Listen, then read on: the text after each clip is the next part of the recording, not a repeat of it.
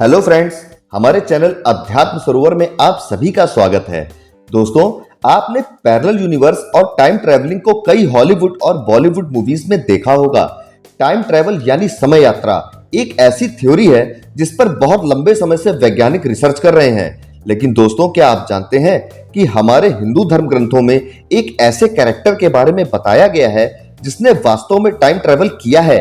जी हाँ दोस्तों, मैं बात कर रहा हूं काकभूषुंडी जी की। आखिर कौन थे काकभूषुंडी, क्या है उनकी कहानी और कैसे किया उन्होंने टाइम ट्रैवल।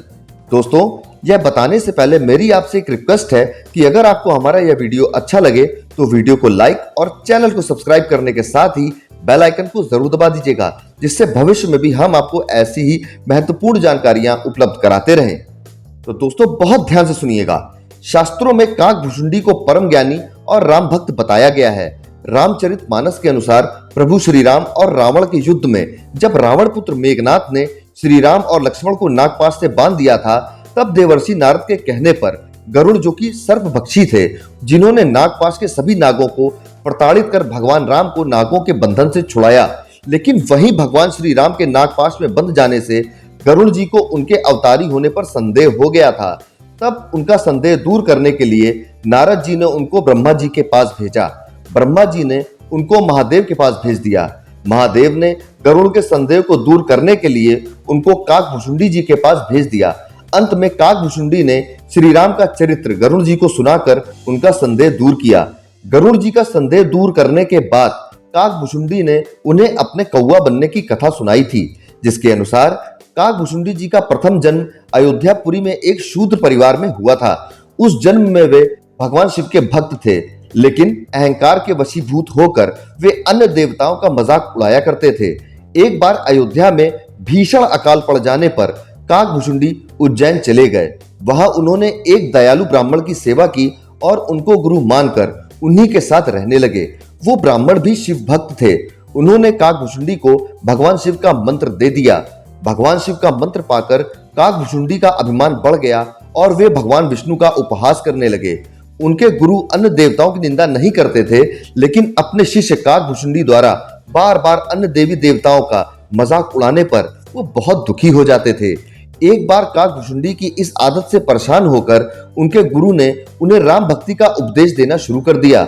लेकिन घमंड में चूर काकभूषुंडी ने इस बात से नाराज होकर अपने गुरु का ही अपमान कर दिया, जिससे भगवान शिव नाराज हो गए और उन्होंने आकाशवाणी कर उसे श्राप दिया कि तूने अपने गुरु का अपमान किया है, इसलिए तुझे सर्प योनि में जन्म लेने के बाद 1000 बार कई योनियों में जन्म लेना पड़ेगा। काकभूषुंडी जी के गुरु बहुत दयालु थे। उन्होंने भगवान शिव से काकभूषुंडी को क्षमा करने का निवेदन किया, जिस पर भगवान शिव ने आकाशवाणी कर कहा कि हे ब्राह्मण, मेरा श्राप व्यर्थ नहीं जाएगा। इसे 1000 बार जन्म अवश्य ही लेना पड़ेगा, लेकिन जन्म लेने पर और मरने पर जो दुख होता है वो इसे नहीं होगा और इसका ज्ञान भी नहीं मिटेगा। इसे अपने प्रत्येक जन्म का स्मरण बना रहेगा। मेरी कृपा से इसे श्री राम के चरणों के प्रति भक्ति भी प्राप्त होगी। इसके बाद काकभूषुंडी ने विंध्याचल में जाकर सर्प योनि प्राप्त की। कुछ काल बीतने पर उसने उस शरीर को बिना किसी कष्ट के त्याग दिया। काकभूषुंडी जब भी कोई शरीर त्यागता था, उसे बिना किसी कष्ट के त्याग सकता था। अपने प्रत्येक जन्म की याद उसे बनी रहती थी। प्रभु श्री राम के प्रति भक्ति भी उसमें उत्पन्न हो गई। काकभूषुंडी ने अपना अंतिम जन्म ब्राह्मण का पाया और वे ज्ञान प्राप्ति के लिए लोमश ऋषि के पास गए। जब लोमश ऋषि उसे ज्ञान देते थे तो वह उनसे अनेक प्रकार के तर्क वितर्क करता था। उसके इस व्यवहार से कुपित होकर लोमश ऋषि ने उसे श्राप दिया कि जा तू चांडाल पक्षी यानी कौवा बन जा। वह तत्काल कौवा बनकर उड़ गया।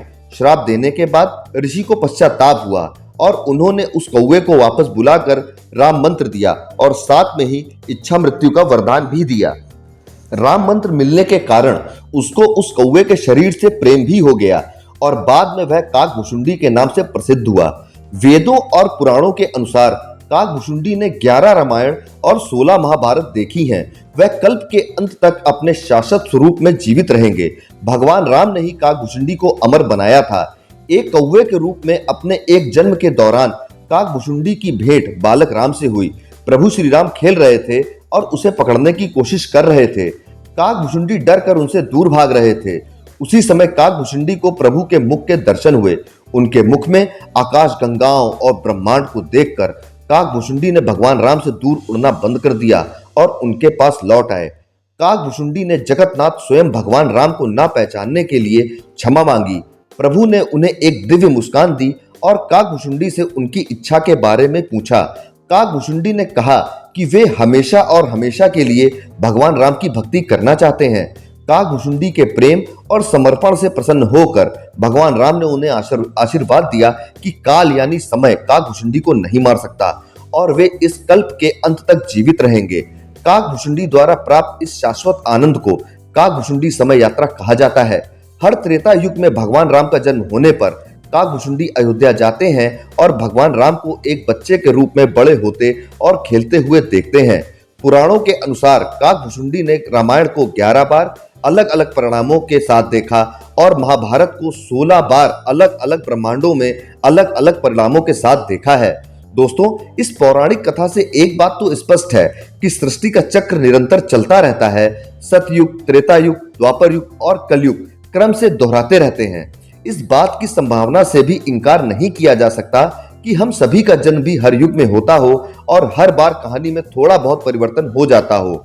अगर किसी को किसी घटना के घटित होने के पहले ही उसके होने का पूर्वाभास हो जाता है तो संभव है कि उसके मस्तिष्क में पूर्व जन्म की कुछ याद शेष होने की वजह से ऐसा हुआ हो। दोस्तों, आपको हमारा यह वीडियो कैसा लगा कमेंट बॉक्स में जरूर बताएं। धन्यवाद।